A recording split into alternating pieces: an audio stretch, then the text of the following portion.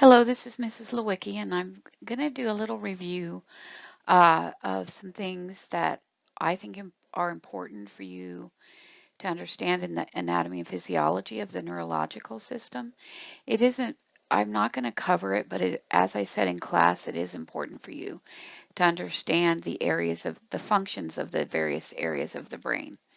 That helps you to understand what kind of symptoms the patient will have when whether it's a tumor or a bleed or a head injury that occurs. A couple of things that I wanted to talk about are the autonomic nervous system that are composed of the sympathetic and the parasympathetic systems. The sympathetic system, if you remember, um, is the fight or flight response. So everything goes faster. My heart rate goes faster. My blood pressure goes up. My respiratory rate goes up. The neurotransmitter for that is norepinephrine, and it's part of the adrenergic system. The parasympathetic nervous system is the other way. It's the relaxing system, or sometimes rest and digest, and everything slows down for that one. Neurotransmitter for that is acetylcholine, and it's part of the cholinergic system. This is a table from your book. Just talks about what happens in the body with either the parasympathetic or the sympathetic nervous system. Another thing that I wanted to touch on is the blood-brain barrier.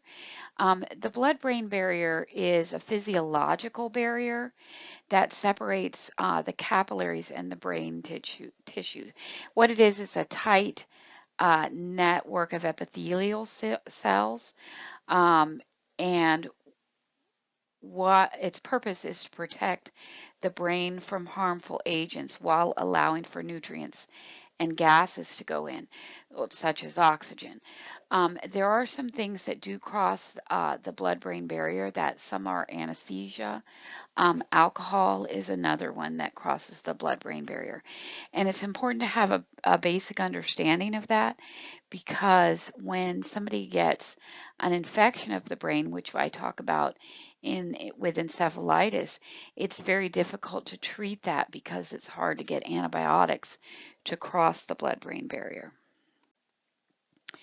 Um, and as I just said, it affects the penetration of some drugs. Some lipid soluble compounds can enter pretty easily, and then water soluble and ionized drugs are enter the brain and spinal cord slowly.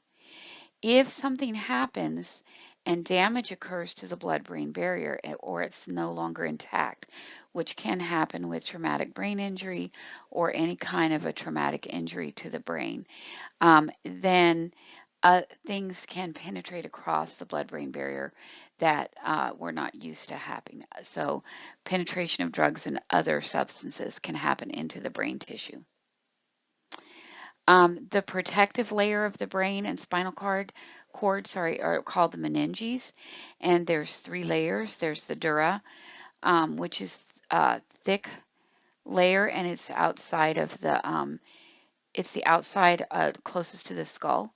The arachnoid layer, which is a delicate impermeable membrane, and it's called arachnoid because of its spider-like web.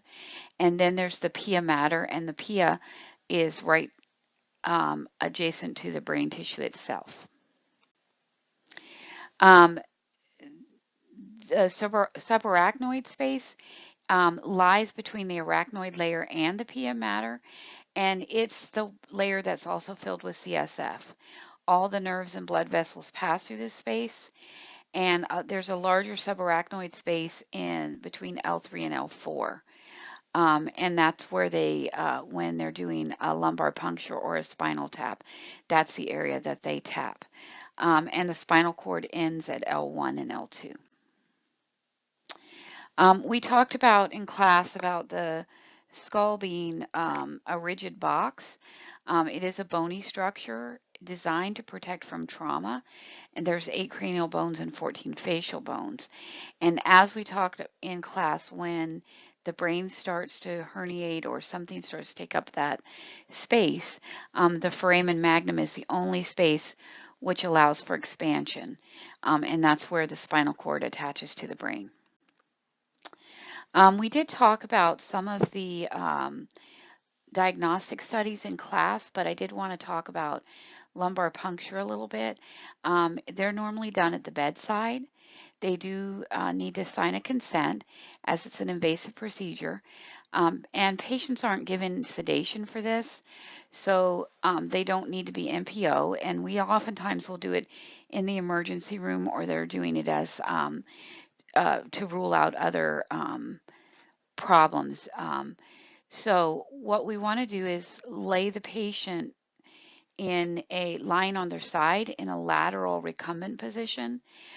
Sometimes we draw their right knee up to towards their abdomen, and that helps to provide the physician access to that space. It's most commonly done to obtain cerebral spinal fluid, and we will send that off for testing. Normally, as we said in class, it should be clear and colorless, free of RBCs, red blood cells, and it contains a very little protein. You can see what the lab values are on the screen here, and they're from your book. Glucose, it does have a small amount of glucose in it. You want to keep the patient flat for several hours and try to encourage fluids to help replace the fluids lost, and monitor vital signs and neurological status after the lumbar puncture. Just a few others. I think we talked about the CAT scan.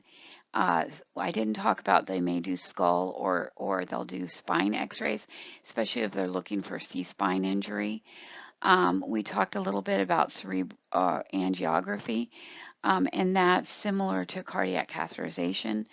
It's catheters inserted into the femoral artery, and they inject contrast. And then they take x-rays to visualize the intracranial blood flow. And usually we can detect aneurysms or AVM in that with an angiogram. Pre-procedure, they do have to sign a consent, and they do get a little bit of conscious sedation. So, and then after the procedure, we need to make sure we're closely monitoring their neurological status as well as their vital signs. We talked about the other tests. I did want to show you on this CT scan, we talked about midline structure. And so you can see right here in this one on the left that is the midline is nice and right in the center. This one on the right shows a midline shift, so you don't see the midline quite as clearly. And then it also shows an area of bleeding, and that's demonstrated by the white on the CT scan. EEG, we talked about that these are just some pictures of that, and we do an EEG to determine if there's seizure activity.